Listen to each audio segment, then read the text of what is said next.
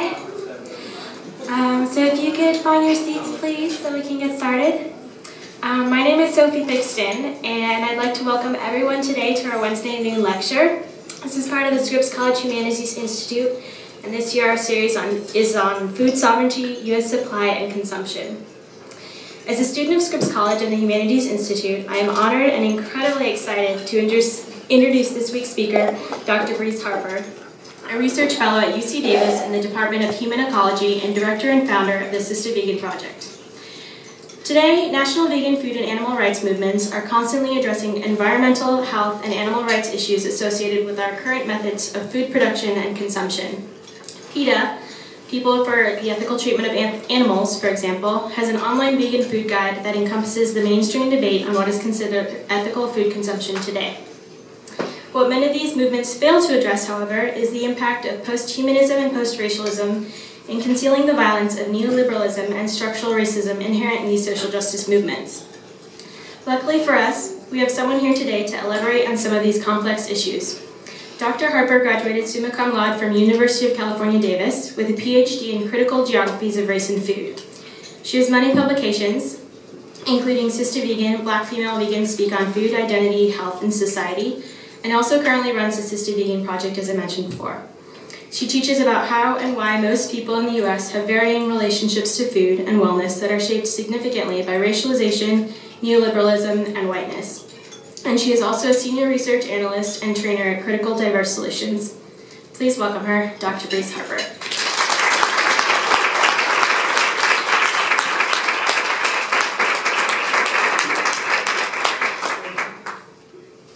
Good afternoon. Thank you for welcoming me here. It's a beautiful campus. Got up at like 4:30 a.m. this morning, and I was more cranky than I am now, so the sun helps. Okay. Can everybody hear me well enough? I tend to be a little too loud, so let me know if I'm actually too loud. Okay. So today I'm going to present to you work that I did as a dissertation, PhD student at UC Davis. The dissertation is completed, so just wanted to let people know this talk is 1/3 of a chapter in the dissertation. So I can't read an entire dissertation or a chapter to you guys, so I tried to consolidate it as much as possible. And if you guys have questions or you want more context, I can email you the actual dissertation or the whole chapter, whatever you want, okay? So today my talk is called Never Be Silent, on Trayvon Martin, PETA, and the packaging of neoliberal whiteness. Veganism is the belief that one should not consume animals or animal byproducts. Despite representing less than 1% of the population, the popularity in veganism is on the rise. U.S. vegan practices matter, and vegan food politics encompass many issues that extend and reflect larger political and cultural ideologies, such as the normalization of globalized capitalism, heteronormative gender roles, and racial power dynamics. This talk will attempt to address these issues by exploring the following questions. How are everyday vegan food objects experienced through racial hierarchies of power, geopolitically and physically? And 2, how do vegan objects represent spaces of modernity and coloniality within a current era of neoliberalism? To explore these questions, I will engage critical race materialists and decolonial. Sorry, one second. Having tablet problems. Okay. I will engage critical race materialists and decolonial analysis of the meanings PETA, or People for the Ethical Treatment of Animals, has applied to cruelty-free commodities in their vegan shopping guide, which I will refer to as VSG on out. Critical race materialism means I'll be engaging in a materialist analysis of objects to understand how these cultural objects reflect racial dynamics and structures. So why do I look at PETA? PETA is the premier animal rights and pro-vegan organization in the world, and they set the standard for mainstream vegan dialogue, particularly in the global north and west.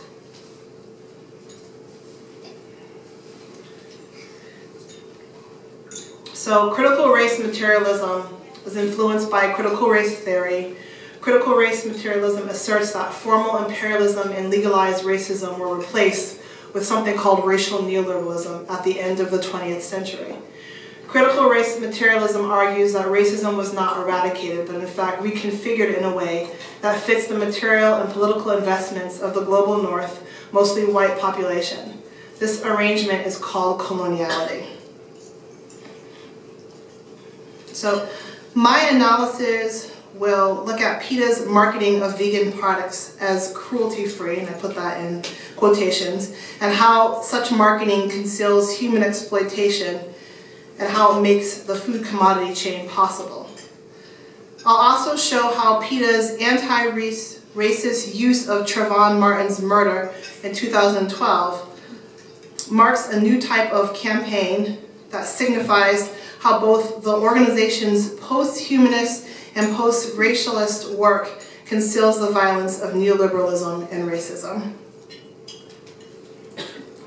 In essence, PETA promotes and packages their popular form of vegan cruelty-free products through what I refer to as neoliberal whiteness.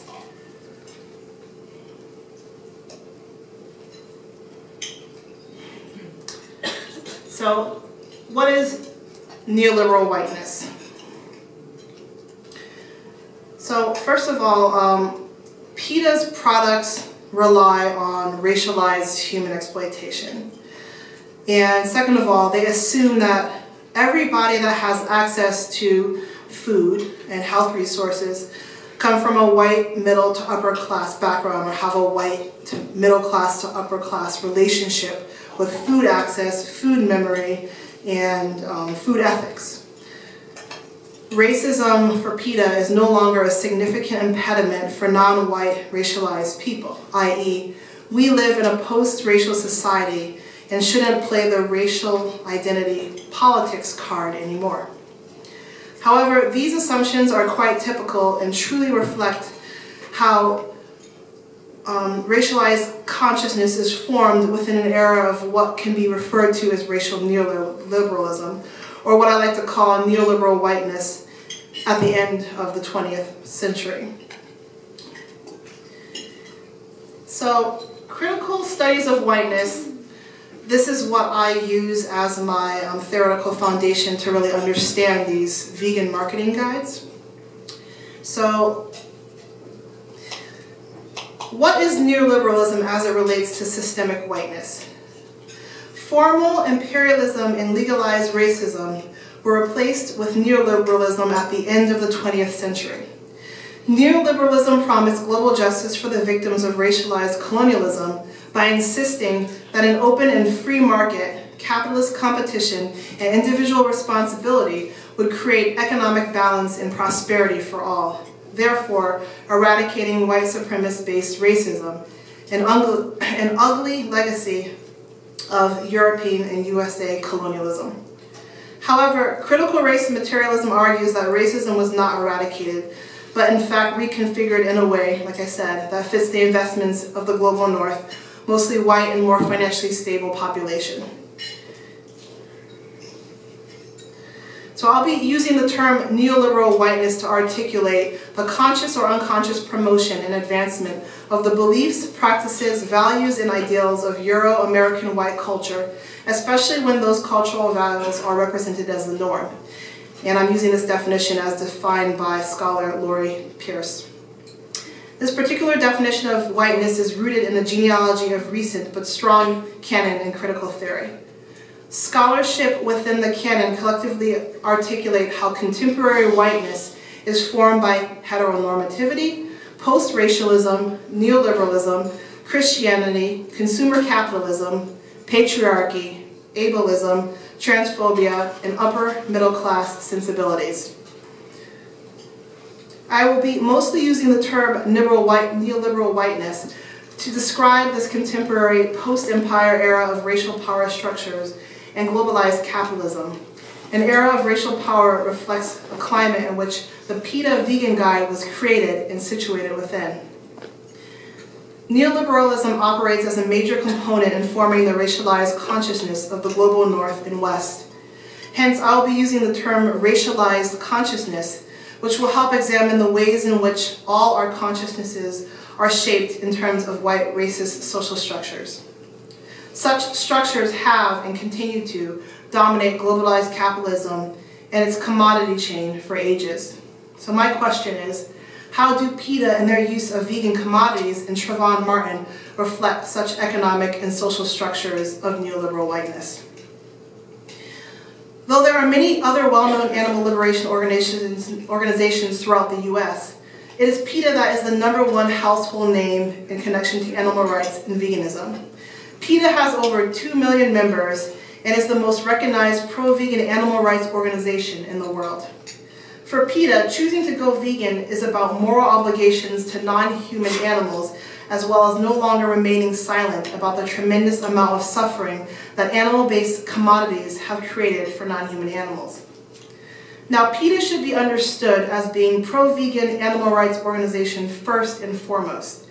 PETA's founder and spokesperson, Ingrid Newkirk, believes that social justice activism based on identity politics cannot achieve liberation for animals. For her, human beings should be in solidarity with all sentient beings and not focus on identity politics, i.e., terms of identifying oneself as African American versus we are all animals.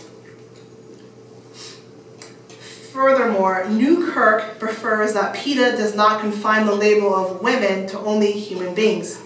Instead, women should encompass all females of all species, such as the hens whose reproductive systems have been commoditized to produce babies that are then taken away from them for human consumption. Upon learning about animal exploitation, tens of thousands of people have chosen to become members of PETA. Central to PETA is teaching its supporters to buy vegan products as the ultimate signifier of being quote-unquote cruelty-free. PETA's Vegan Shopping Guide, which I'll refer to as VSG, teaches people that they can eradicate animal cruelty through ethical consumerism. On the introduction to their VSG, which is only accessible online, PETA writes, quote, "It's never been easier or tastier to give your kitchen a cruelty-free makeover. Major health food chains chock full of animal-friendly fare are popping up everywhere, and mainstream supermarkets have become meccas for followers of meat and dairy-free diets. The best part, with PETA's shopping guide, you don't have to strain your eyes," end quote. PETA's focus on the kitchen as a site to stock quote-unquote ethical food products becomes a space to create an ethical vegan body. The kitchen also symbolizes the potential buying power of creating spaces of animal liberation from afar. However, who has such quote-unquote easy access to so many vegan choices? On their produce shopping guide section, PETA has written, quote, "It's as easy as apple pie to get your 5 a day. That is the number of servings of fruits and vegetables recommended by the American Cancer Society when you get into a vegan diet. Fruits and vegetables are great sources of essential vitamins, minerals, and antioxidants," end quote. Yes, it appears to be obvious that produce is by default cruelty-free of animal products. However, what is not made transparent is that the people who are able to follow this guide must have access to fresh produce that will satisfy daily nutritional requirements. Such access typically includes well-stocked grocery stores and/or farmers markets. Access doesn't just mean geographically close, but also includes monetary access as well. Now, implicit in this guide is that everyone has the privilege of consumer choice, the money to enact it, and the geographical privilege to access these foods. Now, there's a significant discrepancy between those who can afford and get transportation access to a diverse variety of produce versus those who cannot. Research about food access in the USA points to the phenomenon that those who have best and easiest access are predominantly white, middle to upper class demographic. Those who do not are predominantly non-white and low-income populations. Not only are the latter collectively unable to gain easier access to a diverse variety of produce, they are quite often the very people who work within the most underpaid, unequal, and dangerous spaces of food production that make the items in the VSG, quote-unquote, easy as pie. But they are too poor to buy these foods. In addition, a significant number of low-income and communities of color simply do not have access to healthier food options, as these communities are overrun by liquor stores, fast food restaurants, and convenience stores.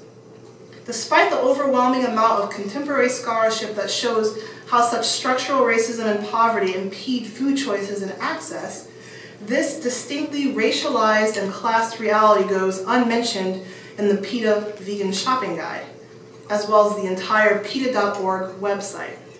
Hence, PETA's shopping guide acts as a map to navigate consumers to and through what they assume consumers already have access to, a well-stocked grocery store. Now next, I will show how the guide's language assumes that everyone has a white nostalgic relationship to and with food. On their refrigerated and frozen foods section of the Vegan Shopping Guide, PETA writes this introductory paragraph, quote, "Convenience foods can be lifesavers for busy families on the go. Veggie lunch meats are the perfect filler for a low-fat, high-protein sandwich, while veggie hot dogs and burgers with their tater tots on the side will quickly become the kids' most requested 10-minute meal. Frozen burgers, crumbles make veganizing grandma's spaghetti sauce or secret meatloaf recipe a snap. Vegan versions of your favorite comfort foods, from pizza to pot pie to butter pecan ice cream, can be found in the frozen section of most supermarkets and health food stores. Go up to the attic and dust off your TV tray. New selections of vegan TV dinners are sprouting up in your grocer's freezer case all the time," end quote. Now, the above paragraph that I read is laden with language that symbolizes the authentic white American family culinary experience. As a marketing ploy, it does make sense that PETA would select the aforementioned products as examples of what everyone yearns for when they think of American convenience foods. However, it is important to note that when not addressing a specific racial or ethnic group in the USA, the default marketing language in the USA is a universal or post-racial approach that is actually embedded with codes of neoliberal whiteness. Hence, an authentic American experience is white and middle class, as well as heteronormative. Prepackaged and already made-to-buy hot dogs, burgers, tater tots, pot pie, and pizza vividly ensure that going vegan means one will not lose access to those cozy comfort foods from a bygone era. Such objects of convenience have come to define the post-World War II white American identity.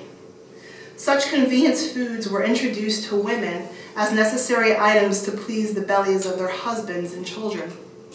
To become the new modern citizen, one was expected to adhere to the ideology that material accumulation is a sign of white progress and being civilized.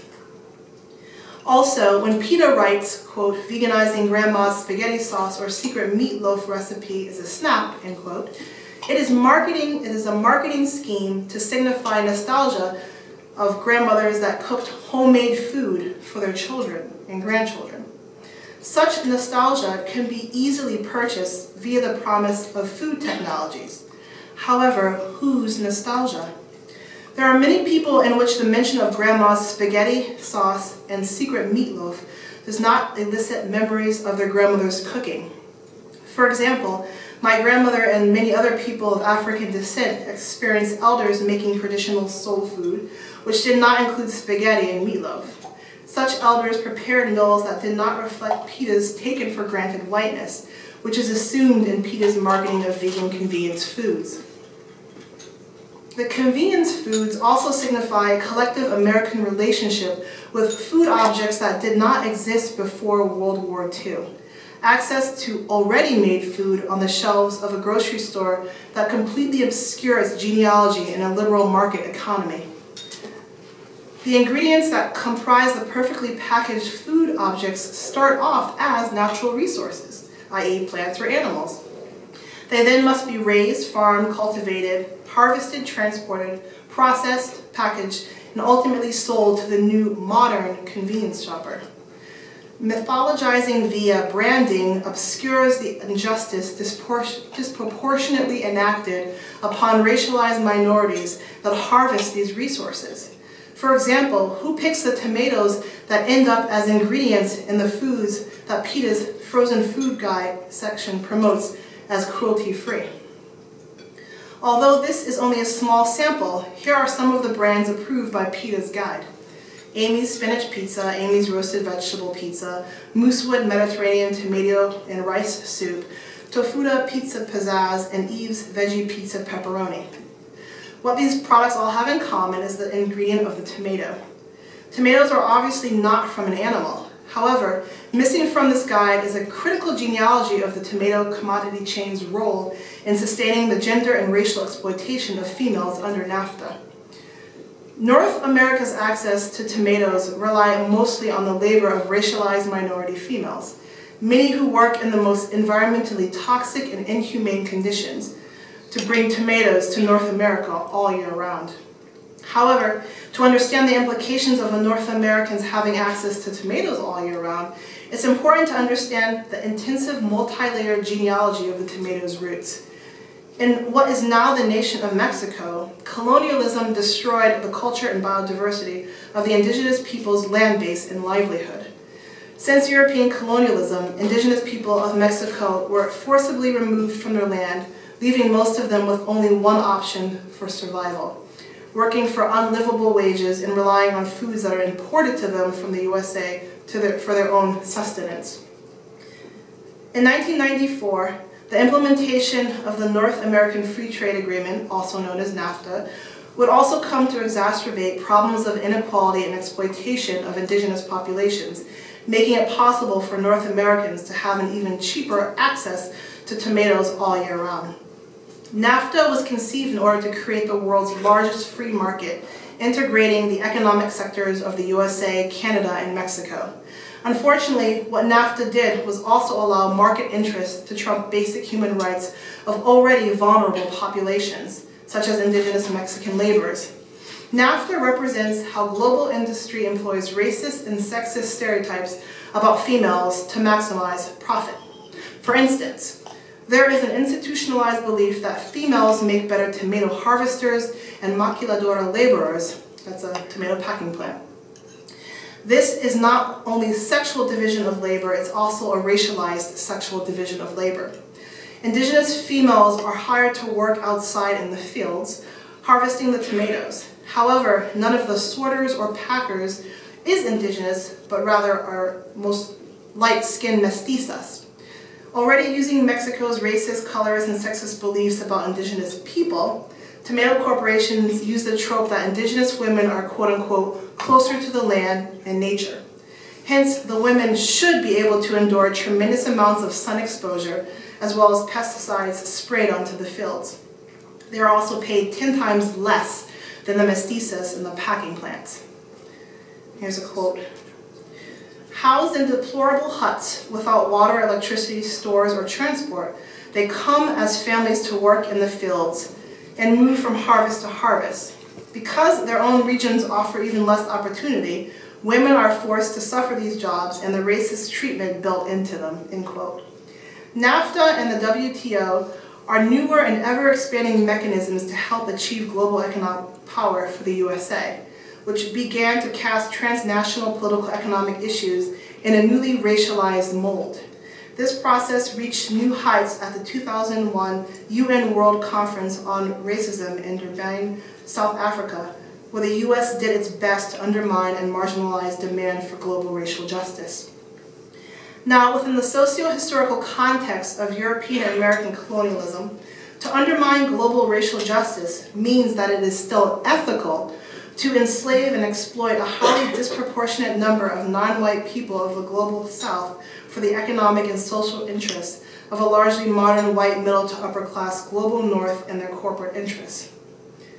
NAFTA is an example of sustaining an underlying narrative that there are permissible spaces of racialized gender suffering. Simultaneously, the vegan cheese pizza that the PETA Vegan Guide advocates suggests that it is not acceptable that cows suffer in farming spaces to produce milk for cheese. Hence, we have the creation of vegan cheese for the pizza.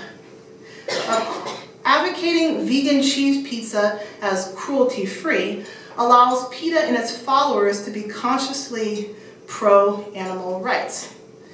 Simultaneously, they are unconsciously uncritical or unaware of the racist spaces and economic policies that make so many vegan commodities like tomatoes possible. Now, it is noteworthy that PETA's VSG does not provide 1 or 2 lines that ask readers to ask their food companies about the quality of life of the people who harvest their ingredients. They are only encouraged to think about the quality of life of the animals. The tomato commodity chain is only one aspect of how racist, sexist labor exploitation and NAFTA make many foods promoted in PETA's guide possible. In the next section, So Delicious, they're a non-dairy dessert, a frozen dessert line, has an internet website and it's advocated by PETA. I'm going to analyze this briefly. So the next section is PETA approved, getting your vegan chocolate fix through child slavery. On the VSG snacks page, written is the following quote: "Whether salty snacks or sweet treats are your passion, you'll find lots to love in the snack aisle. Most pretzels, popcorn, and potato chips are animal-free, except for some flavored varieties. Check the labels. You'll find that a surprising number of cookies, crackers, pastries, energy bars, and other snack foods are free of hidden animal ingredients like eggs, butter, gelatin, whey, and casein. Chocoholics, rejoice. It's all too easy to get your fix with chocolate cookies and dairy-free dark chocolate chips and bars," end quote. PETA then proceeds to advocate over 150 stacks, including So Delicious chocolate desserts and Nestle double chocolate Thin Mints. On their Our Favorites product section of the guide, So Delicious brand makes it to the top of PETA's list. However, this favorite of PETA holds a secret. There are thousands of children on cocoa farms who work as slaves to harvest cocoa for the global Western market. The Ivory Coast exports 50% of the cocoa beans that are used in global chocolate production. Despite the human rights violations that cocoa harvesting produces, PETA advocates Nestle chocolate snacks and So Delicious frozen vegan desserts. PETA simply promotes them as cruelty-free because no non-human animals were harmed. In 2007, So Delicious frozen vegan desserts are described as the following, quote: While we're not a company big enough to purchase fair trade chocolate, Turtle Mountain doesn't use bone char-refined sugar, and they are certified organic. The company is also a supporter of the Sea Turtle Restoration Project, an organization helping to prevent sea turtles' extinction. What better reason do I need to buy soy ice cream but to help sea turtles, end quote. Now, if Turtle Mountain, which makes So Delicious, could not afford to buy from sources that guarantee no slave labor, I did ask myself these questions. Why didn't they stop purchasing cocoa altogether? Or at least notify their consumers of the implications of not purchasing fair trade cocoa for their vegan desserts. Saving sea turtles and using sugar free from bone char refinement is what makes this vegan treat ethical and cruelty-free. Now, it cannot be overlooked that the ethics surrounding cocoa and sugar for Turtle Mountain and the consumers is not equally as important as ensuring that sugar is bone char free and sea turtles are given the right to self-determination and survival. If it were, perhaps Turtle Mountain would have received enough complaints from consumers or boycotts to start buying cocoa that is certified fair trade and slavery free. And I couldn't find any of that information. I couldn't find anyone back in 2007 annoyed with the fact that cocoa is largely harvested by child slavery. On the So Delicious product certification page, listed are definitions of 9 quality-specific labels for the consumer, including certified vegan. None of the certification labels indicate the quality of treatment that the laborers receive. Even though the company claims to now use some fair trade cocoa now, it is noteworthy that there is no label in the definition for that quality attribute. Furthermore, everything about the products assures the customer that their purchases are guilt-free, as all the images on their site convey joy. Missing are depictions of those harvesting the ingredients for Turtle Mountain. On the communities section, there are 5 images. All pictures show white people and 1 donkey. Now, the latest supporter of Turtle Mountain products is the Brees family. Pictured on the website is NFL quarterback Drew Brees. Brees is holding 9 types of Soy Delicious products as his wife feeds him a chocolate-covered frozen treat. Turtle Mountain writes, quote, "The donation amount is completely uncapped, so indulge away. The more delicious creamy ice cream you bite, lick, and scoop, the more good we do together," end quote. Hence, one is receiving double satisfaction from the taste of the dessert and by knowing that their dollars are supporting a quote-unquote good cause. To encourage one to buy even more Turtle Mountain products, 0.75% of net sales go to Brees family's Brees Dream Foundation charity. And below this quote I'll read is how Turtle Mountain describes their products. Quote, "At Turtle Mountain LLC, we are keenly aware of how foods affect a person's well-being and quality of life. As we listen to the needs and desires of our customers, we have learned that the success of our products is as much about what they do not contain as it is about what they do contain. To this end, we use only the highest quality ingredients and employ the most stringent testing, production, and packaging methods," end quote. If they are keenly aware of how food affects a person's well-being, what person are they referring to? Why isn't the consumer educated about the needs and desire of our community chain laborers, or the health of the communities from which these ingredients are extracted, harvested, and commoditized? The answer lies in the geopolitical consumer privilege. USA and Canada are where their products are sold. The person that truly matters is the consumer who dictates what the neoliberal market should provide for them. The well-being and quality of life of the harvesters of the ingredients that have long been associated with racialized slavery, such as sugar, vanilla, coffee, cocoa, are completely invisible on this PETA-promoted website, as well as in the vegan shopping guide itself. Even though PETA does promote itself to be dedicated to and making transparent how animals suffer for human gratification, they don't educate their supporters to think what cruelty-free means within a neoliberal consumer capitalist economy. The guide fails the human who harvests the vegan ingredients found in the products promoted by the guide. By not providing any information to the winner about the commodity chain, the guide signifies how their post-humanist approach to veganism actually masks a post-racial consumer culture invested in not really knowing where their products originate. A byproduct of neoliberalism, post-racialism not only epitomizes PETA in its guide, it also maintains structured ignorance about the significance of race and whiteness as organizing principles of the commodity chain. As a matter of fact, I would argue that PETA's latest Never Be Silent campaign and their employment of Trayvon Martin's murder as what quote-unquote real racism looks like brilliantly orients their supporters away from fully engaging with how racism and an ethic of neoliberal whiteness are embedded in the food commodity chain and upheld by PETA's specific form of vegan consumer activism. In 2012, PETA released their new campaign, Never Be Silent, which featured a 3-minute video premiering on their main website, prime.peta.org. Even though there are many things occurring in the homepage of this campaign, I focus on PETA's introductory message for the Never Be Silent campaign video. And the letter is called, Trayvon Martin's Case Reminds Us Never Be Silent. And the reader is greeted with the following letter by Ingrid Newcourt. We all have prejudices to dispel. the need to get away from thinking that I am important and special and you are not, and the frightened mindset that tells us that certain others are of no consequence.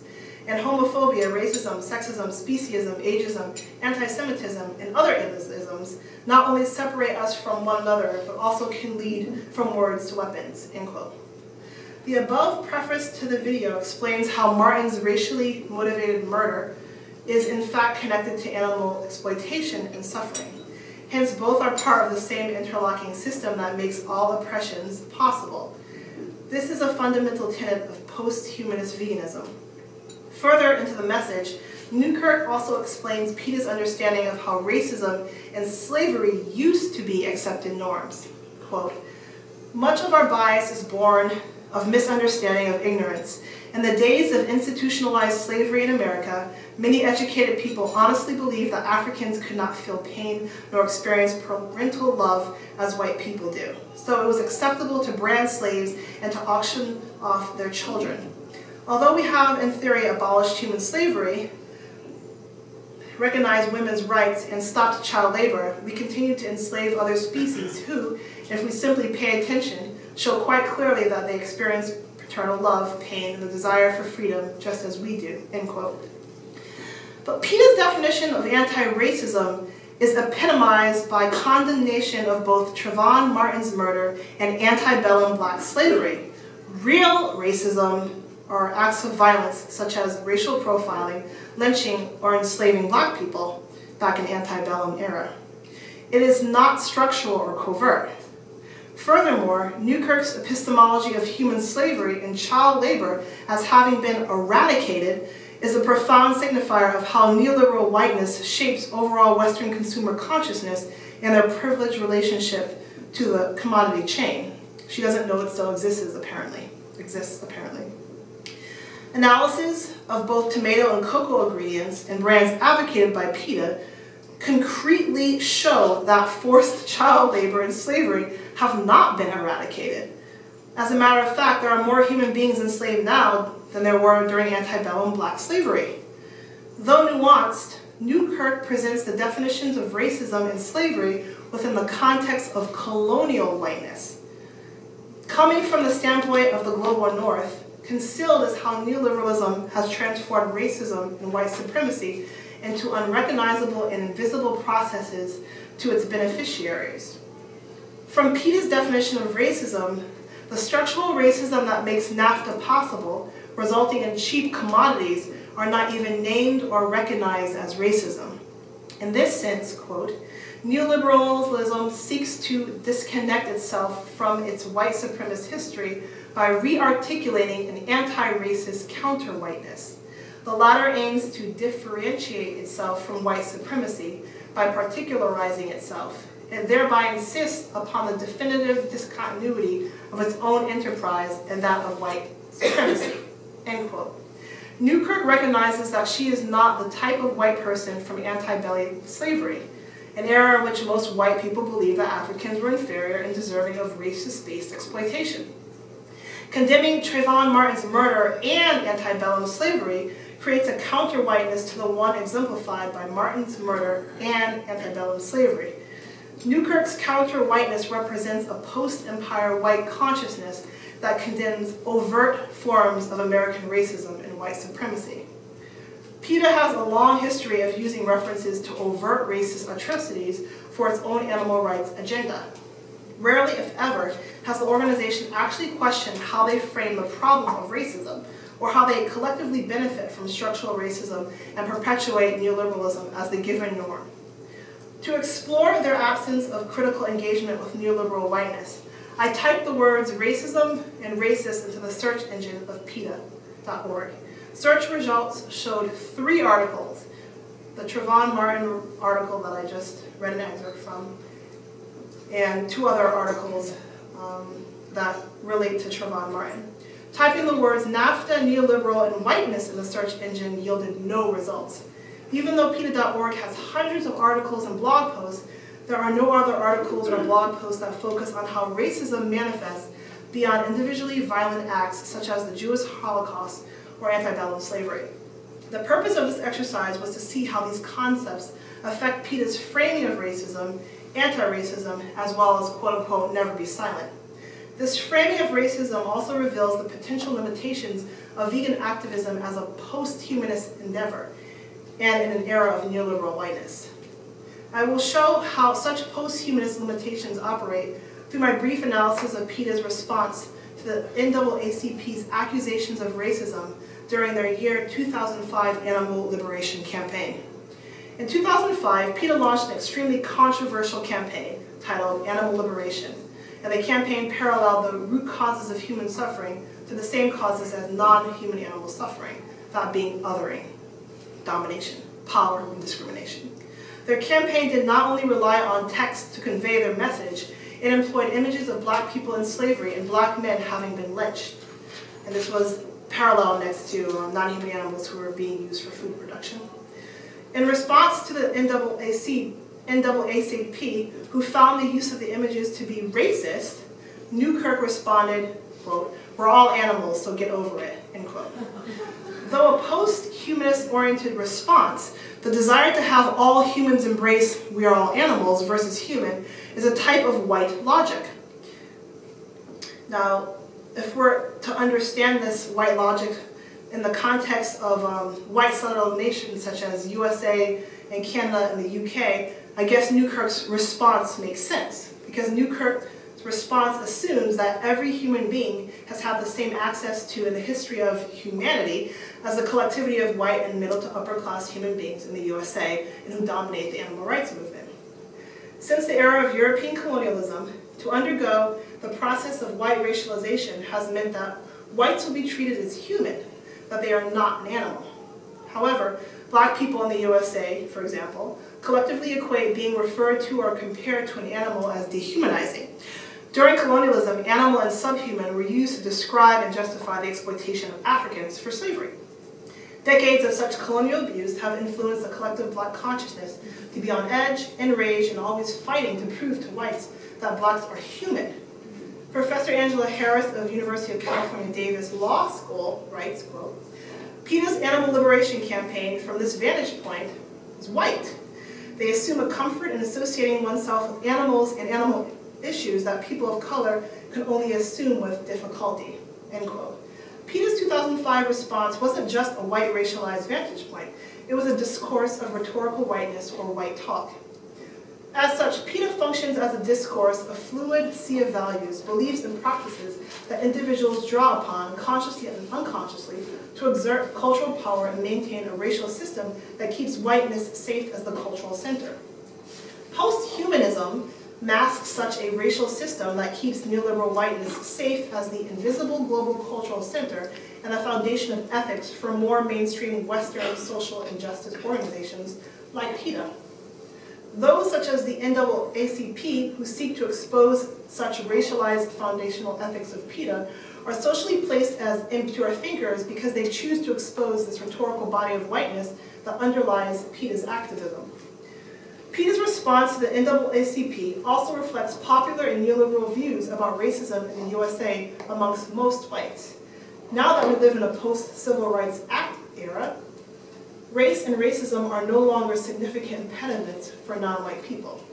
That's the collective consensus of most whites in the USA. The problem that arises from such dominant conceptions of 21st century racial dynamics is that if anyone contests that USA is a post-racial state, they're accused of using race as an excuse. They are, quote-unquote, playing the race card. In a sense, Newkirk's response was not just post-humanist, it was post-racial. Animals could have easily been replaced with, "We're all post-racial, so get over it."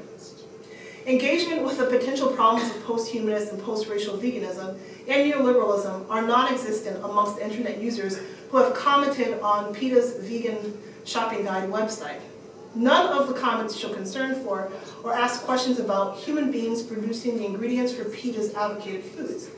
On the baking section of the guide, the mention of Nestle, a company known to use child slavery to source its cocos, only comes up because a commenter is upset that Nestle products are being advocated despite the fact that the company is conducting tea experiments on animals. On the second page of comments, there is a debate on whether the ingredient taurine in Red Bull is derived from animals or not. Any dialogues about sweeteners or cocoa focus more on the nutritional aspects, or if sugar products advocated use bone char. Their produce section yields no comments about the difficulty people may be having of getting fresh fruit and other vegetables into their, let me reread that. Their produce section yields no comments about the difficulty people may be having of getting fresh produce or the racialized human exploitation it takes to bring most of the produce to the consumer. I do apologize, my contact lenses are really dry after flying, so I can't see very well. That's why I'm kind of making a few mistakes when I read. The comments reflect a collective concern to transition into veganism for animal rights while making sure the brands and ingredients listed on the guide are healthy and have not been tested on non-human animals. Virtually no comments reflect on how factors such as environmental racism, racialized gentrification, and poverty in the USA determine the ease of food access. Instead, some commenters' challenges are that they still crave certain dairy products, or that one is a teenager who can't convince their family to support them.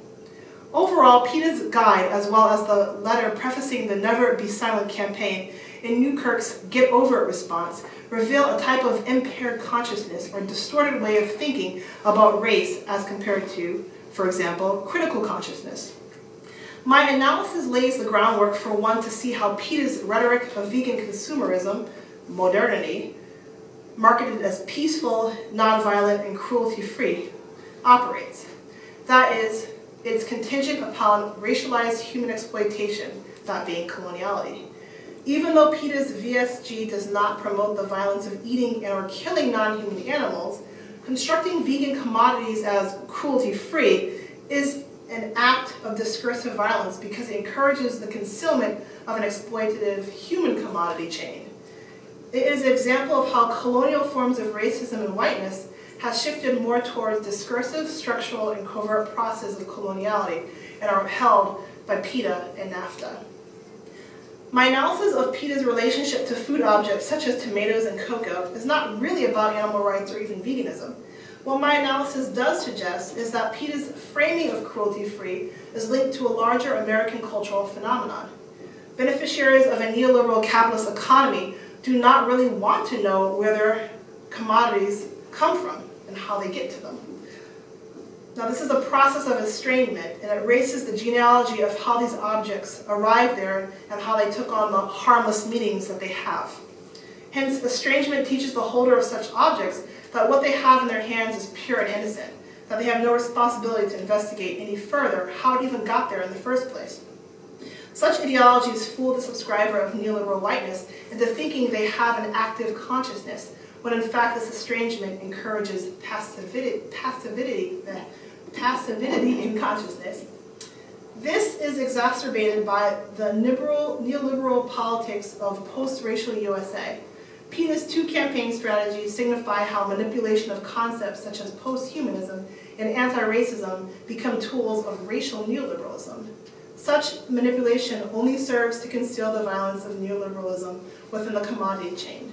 It also dismisses the fact that many non-whites do not have the racial privilege to engage in activism, let alone vegan politics, from a post-racial perspective.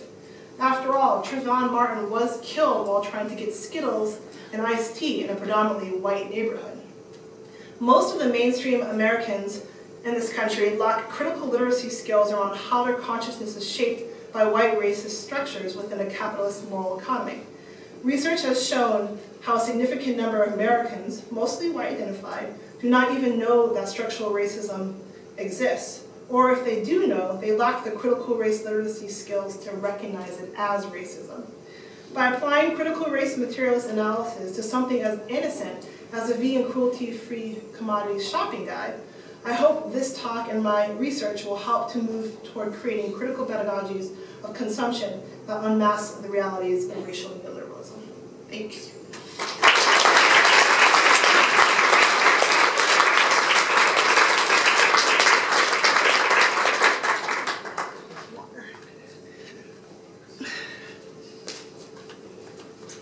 So, questions? Like I said before, this is like, I'm still working on trying to present like a little piece of the dissertation. in a way that everyone can kind of get it. So if you want to know more, I can just email you the dissertation. Yes, Nancy? Could you take a minute or two to tell us about Sister Vegan? Sure.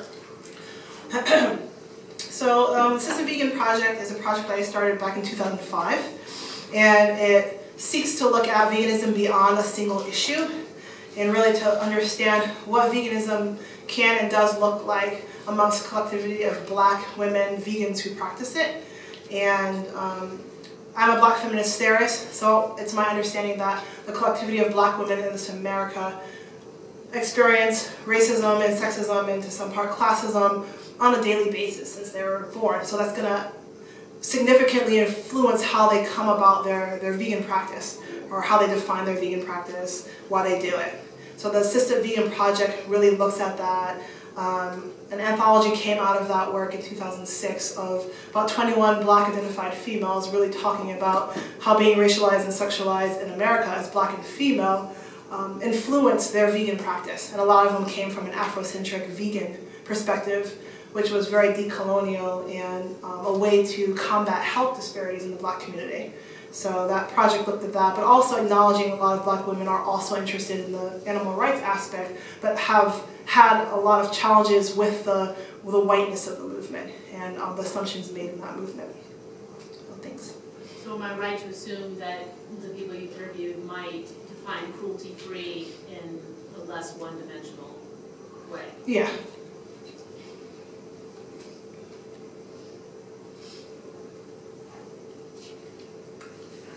Don't be scared.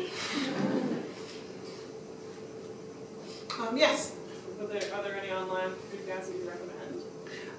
The Food Empowerment Project, they're the last chapter of my dissertation. So what I did was I looked at, PETA at the beginning because they kind of set that benchmark for what vegan cruelty-free is supposed to be. Then I looked at Afrocentric veganism because it's race conscious. But then I looked at Food Empowerment Project because they really do take a decolonial approach and they look at the laborers and how cocoa is not necessarily cruelty-free and palm oil is not necessarily cruelty-free if you look at it from the side of who's producing it and who's extrapolating it. So if you go to foodispowered.org, they have a list of products that they advocate as what they think is more cruelty-free, because nothing's ever 100% cruelty-free. And they also talk about that even some of the fair trade cocoa brands they found were still using child slavery. So you're not going to know that if you live here and you've never been to where where they're harvesting, so you never actually know. They talk about that. I talk about that in my dissertation work. Your green marketing is not as ethical as many people think it is. Not that you asked all that, but that's, if you go to foodispowered.org, I highly recommend them. Yes, in the back? I'm wondering where you are, or where you've grown or had regarding this notion of speech reviews that you talked about. I think one of the things that has been extremely difficult for animal rights activists that are non-white is hearing this notion of people referring to us or as a creature or not, and still recognizing that there's something that you feel internally that just is uncomfortable, as you completely mentioned, knowing that it's the lack of recognition of our full humanity for a long period of time that makes us uncomfortable with saying, okay, now we're going to refer to everybody in this particularly non-human way. Yet at the same time, intellectually recognizing the theory behind this kind of movement, the theory behind it, what it's supposed to produce.